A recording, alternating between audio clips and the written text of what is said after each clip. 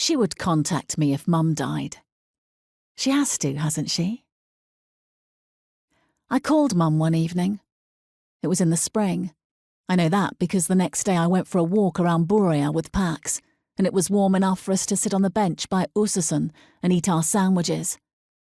I'd barely slept that night because of the phone call, and I was glad to be seeing someone that morning and that someone was Pax.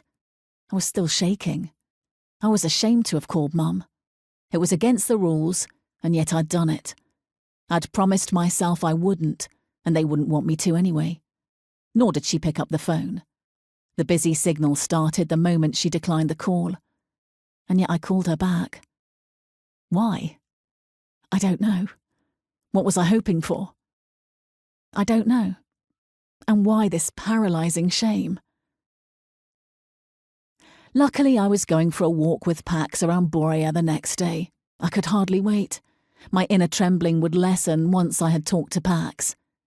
I picked him up from the station, and the moment he got into the car, I told him what I had done. Called Mum. I offloaded on Pax all the way to the car park, all the way around Borea, but he didn't think it was strange that I had called Mum. I don't think it's strange that you want to talk to your mum. I still felt ashamed, but less shaky.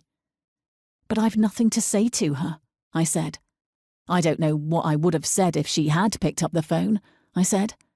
Perhaps I had hoped that something would spring to mind if she answered her phone and said, hello, in her own voice. The situation was of my own making. I had chosen to leave my marriage, my family, and my country almost 3 decades before, although it hadn't felt as if I'd had a choice. I had left my marriage and my family for a man they regarded as suspect, and a vocation they regarded as offensive, exhibiting paintings they found humiliating. I didn't come home when Dad fell ill, when Dad died, when he was buried. What were they to make of that? They thought it was awful, that I was awful. For them, what was awful was that I left, humiliated them, failed to turn up for Dad's funeral. But for me, things had gone wrong long before that. They didn't understand, or they refused to understand. We didn't understand one another, and yet I had called Mum. I had called Mum as if it was an okay thing to do. No wonder she hadn't picked up. What was I thinking? What had I expected? That she would pick up the phone as if it was an okay thing to do? Who did I think I was? Did I think I mattered in any way, that she would be pleased? Real life isn't like the Bible, where the return of the prodigal son is celebrated with a feast.